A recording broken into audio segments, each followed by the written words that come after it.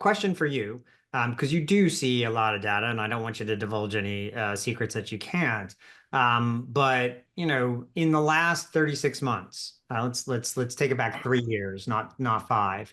Because I think, if you go back 5 years, you're talking about 2019 when everybody launched direct to consumer streaming.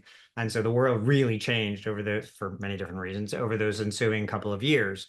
But in the last 3 years, since 2022, post COVID, and kind of back to normalization with regards to consumer behavior, what have you been seeing from the data that talks about, if we are in a post-peak TV era, what are you noticing? I know you do a lot of live streaming. That's one of your specialties there. But what are you seeing in the consumption habits of the folks? And like you said, you reach across broadcast and streaming and pay TV and America and Europe, all over the world. So you're seeing a mountain of data. Can you characterize what's happening out there from a consumer standpoint with regards to premium TV?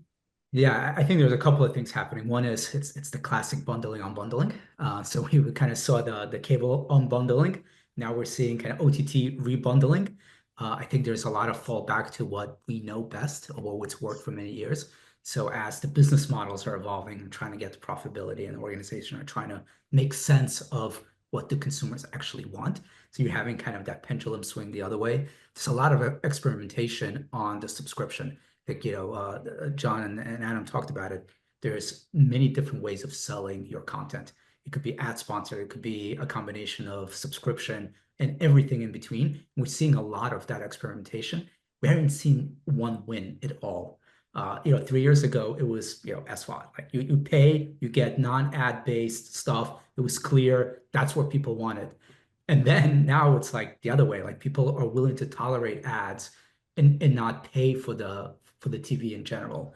And then I think the other thing that's really interesting is we're seeing a lot of sports drive the subscription.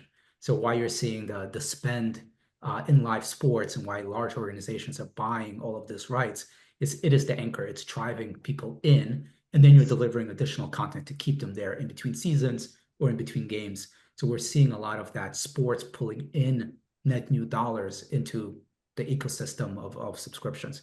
So I think those are kind of the big things on a large scale that we're seeing. And then I think the other piece is distribution. There is a differentiation between media companies that create their own content and then can distribute it through many channels versus an OTT or an aggregator. They're starting to act very differently, and their business models are starting to kind of diverge a little bit. So we'll see a lot more of that, of people having and owning the content.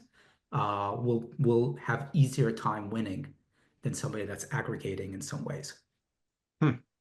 John, I'm curious. Do you think? What's your perspective on that? You ask a lot about the value of brands Yeah. in the marketplace, and what I've seen is Spotify, YouTube, DirecTV in particular, a couple of others are very there's a lot of loyalty there from their users, whereas Netflix and has loyalty. There's no question about it, but it doesn't seem to. And Netflix is in a class above it in itself when it comes to SVOD. But do you feel like the consumer differentiates between those publishers who own their content and distribute, or between the aggregators? And is there a brand loyalty amongst them? That's a great question, and there's, at least in our research, there's surprisingly little. So we have one study we do each year that just looks at the branding of video, and we compare the importance of a brand of a platform like Netflix or Max, and compare that to the brand of like TV shows or franchises like Yellowstone or Brought to You by Taylor Sheridan. And all of the big streaming platforms, because of all the money that they spent, especially when they launched and during COVID, all the major streaming platforms have awareness that's 95% or above. That's when we ask, have you heard of this platform? But then we ask another question. We say, how confident are you that you could explain to somebody else what this platform does and how it's different from all the other ones? And you get radically different results for that. So Netflix is still pretty high. I think it's about 80% who say they're confident.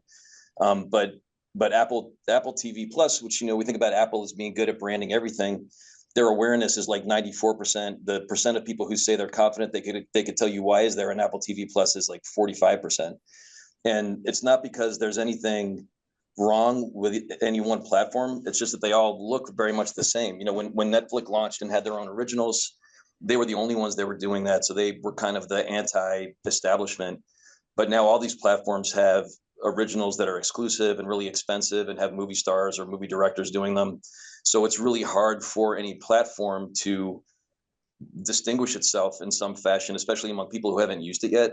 And so it ends up being the content itself that people, that's the brand that people sort of follow and often follow. The individual IP itself. Yeah.